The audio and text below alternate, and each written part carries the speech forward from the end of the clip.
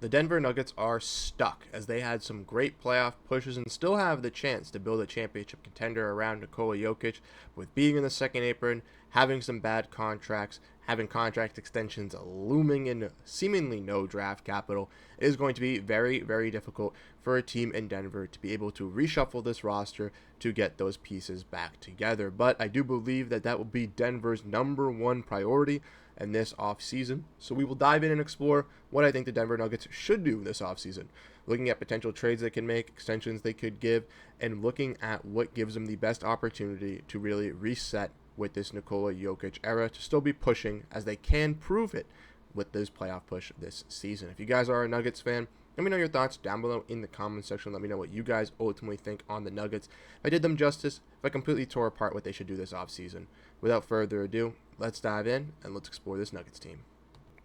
So like I mentioned, I do think that the Denver Nuggets are a little bit stuck here in this Western Conference, even though they did make it to the second round and forced both of their series to 7 games. There were clear discrepancies between this Denver Nuggets team and some of their opponents that they did play in the playoffs that forced them into those situations. But overall, as a whole, 50-32 on the season. A pretty solid year for the Denver Nuggets. Obviously, 2 years following their championship win in 2023, they obviously don't make it back to the conference finals, being a second round elimination again, which is very disappointing. But I do believe that this team has some intrigue and has some definitely viable pieces alongside Nikola Jokic that can keep this team afront and afloat in this Western Conference, even with some of these younger teams getting better. Now, if we want to look at their offseason breakdown, looking at their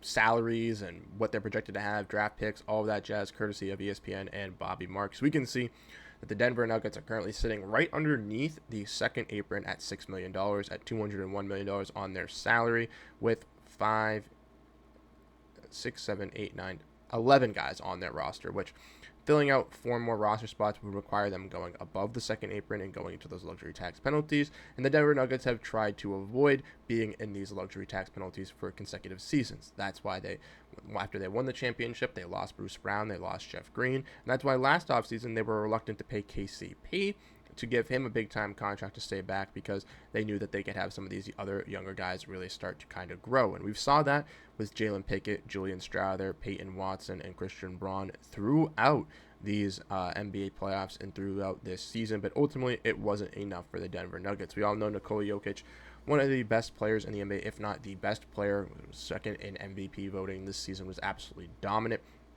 controlling the pace for both of these series is here. And guys like Jamal Murray obviously weren't that guy that we saw a couple seasons ago in the bubble. Michael Porter Jr. had some streaky games where he wasn't that great, but that's where the Denver Nuggets really lost themselves, was with the additional scoring and shooting that they definitely lacked on the perimeter, something that they're definitely going to have to evaluate this off season now, especially with them having free agents, 2 of them being on player options and 1 of them already declining their player option.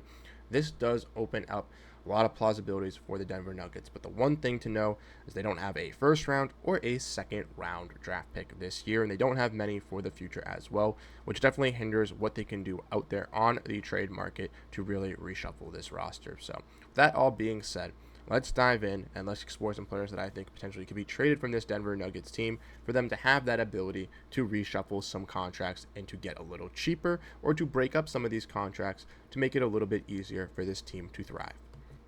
So the player that's probably going to make the most sense for all of this is Michael Porter Jr. And for the reasons I just stated, Michael Porter Jr. was probably the most inconsistent scorer for this Nuggets team in the playoffs, and as a third option has obviously proved that he can be a solid piece, but truly, in my opinion, I don't think he is worth the contract that he is given here. But for this Denver Nuggets team, it isn't worth it, because once again, we've seen with these second apron restrictions and how these team builds really come through. You can't have your 5 best players all making $20, $25, $30 million in your starting lineup and be able to find some success. If you even look at the playoffs this season and look at the teams in the finals, they're built off of teams that are deep cores that have lots of players that can step up and play when other guys are not performing. And for the Denver Nuggets, that was their major case here and why they lost these series, even though they were able to push them 2-7 games in versus the Clippers and versus the team that's now in the finals tied with the Pacers and the Oklahoma City Thunder was their lack of scoring and shooting. And I do believe that Porter Jr.'s contract as,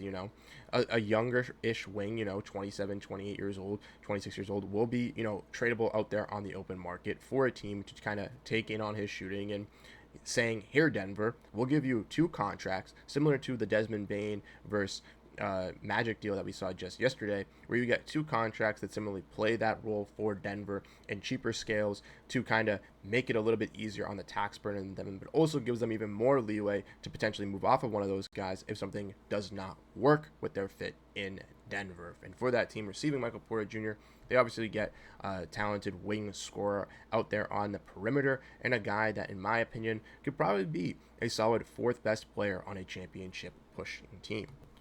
Another player that we got to mention, and the reason why I got to mention him is just because he doesn't really get that much playing time, and ultimately his contract is a little bit of an albatross. It's Zeke Naji. He has been linked for the Nuggets and making trades over the last couple of seasons, and they seemingly overpaid for a big and now just drafted in last year's draft a guy in Deron Holmes, who did suffer a torn ACL or MCL before the season, was unable to play for Denver, but was one of their highly touted guys and was someone that was supposed to make a key impact as a rookie for this team this season. And with him coming back next year into this fold with all these other young players, it does seem like the contract of Zeke Naji does not need to be on this team anymore and should be looked to be offloaded. Now, the problem with that is obviously it's a bad contract and no team is going to take that on for nothing. So with the Nuggets having very liminal draft capital, it does seem they might have to potentially even attach one of these young players to get off a contract in Zeke Naji, which is a little bit questionable of a decision-making thing if you are this team. Ultimately, if the Nuggets can find a way to include Naji in a deal with Michael Porter Jr.,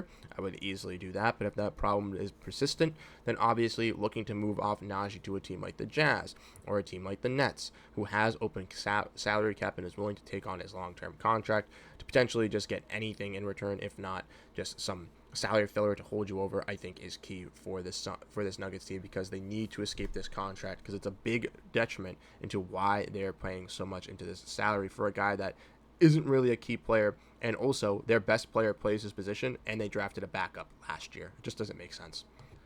So, unfortunately, with the Nuggets, there's no one else I really think that they should trade, right? Aaron Gordon's a great fit alongside Nikola Jokic. I guess you could say you could upgrade Jamal Murray if you really feel like you need to get that upgrade if you're Denver. But truly, I don't necessarily know if they can find that upgrade out there with the market with Jamal Murray's contract really kicking in. But with that being said, there are some guys on this roster that are extension eligible, and some guys as well that have declined their options. So we're going to dive in and explore those guys next, with the first diving in on the guy that is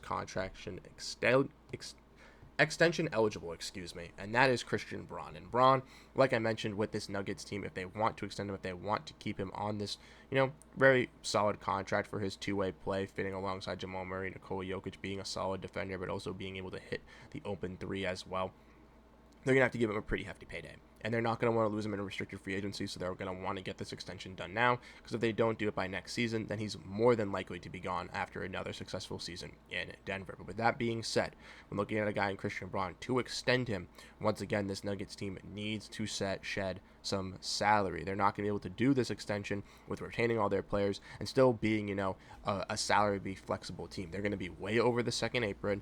Denver Nuggets don't want to be over the second apron because they don't want those restrictions and they don't want to pay that excess money for a team that's going to once again be a second round exit. So therefore, for a team or for the Nuggets to extend Christian Braun, which I do think they should do this offseason, and very likely everything is pointing towards that they will have to shed salary once again. So that's why I think contracts like a Zeke Naji and like a Michael Porter Jr. need to be essentially gone, so you can once again grow with this development. And even young guys in this rotation, right? Jalen Pickett, Julian Strawther, Peyton Watson, Hunter Tyson, right? Hunter Tyson more of a scorer, but Watson, Strawther, Pickett all showed that they can provide some defensive hustle and integrity pieces,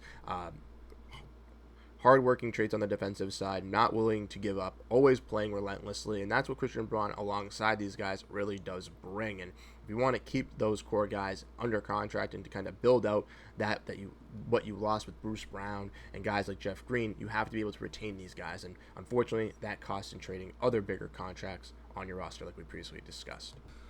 And then, the one player that declined his player option, Russell Westbrook. very shocking to me ultimately. I did think he fit in well with this Denver squad, right?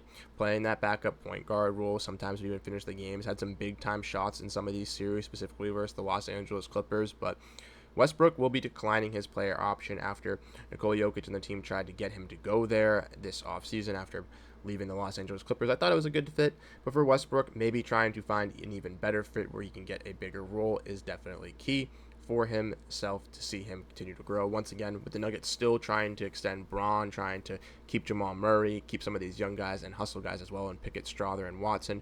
Losing a guy like Westbrook may have to be the case to do so you can have the money and flexibility to be able to retain those guys and keep this roster really afloat. For Westbrook, I do think his run in Denver really showcased what he could bring on the defensive end and as a playmaker as well as an open shooter. And I do think a lot of teams should value what Russell Westbrook could bring them as, a solid bench backup point guard role who could also finish out these games. And regarding another player here on a player option, Dario Saric for the Denver Nuggets.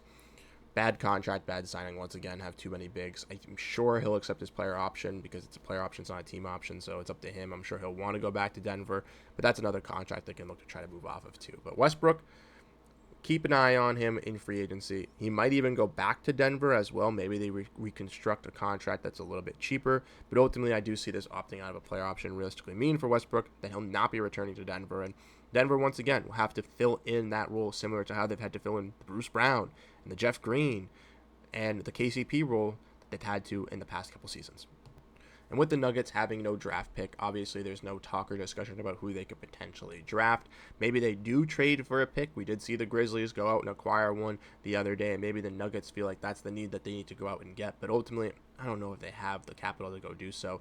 It's really hard and puzzling to figure out, obviously, what these players' values are on the open market. I do think Zeke Naji doesn't have a positive value, and Michael Porter Jr. might have some positive value, but it's not truly something that's going to capture you a great return. So when analyzing that, you have to really pick and choose what direction does this Nuggets team go. Like I said, reshuffling this roster, trying to move off some bigger salaries, and trying to get a little bit of flexible team around Joker is definitely the key, and trying to go all in because Joker is in his prime. You never know when you're going to have a player like Nikola Jokic once again on your roster and in this franchise. And you won your franchise's first NBA championship just 2 seasons ago. It clearly proves to you that he is this momentum block. Your franchise's key player, and you absolutely need to put all the pieces and chips in around him at this point so that you can have your best success in these moments. Get off those contracts, really utilize the best for Nikola Jokic in this team because Denver is not that far off. Similar to what I said about the Warriors yesterday. They make the right moves. This Denver team could be back into this Western Conference Finals, NBA Finals conversation just like that. All because they have one of their top players in the NBA in his position at what he does, and he's so dynamic, and you need to continue to build around that. Let me know your thoughts, once again, down below in the comments section. I really do appreciate all your guys' support. If you are new to the channel, we do have a bunch of these other videos as well uploaded in the playlist, so definitely go check those out as well. Once again, thank you guys so much for tuning in. I really do appreciate all your guys' support, and I'll catch you guys in the next one. Have a great rest of your day, and peace out.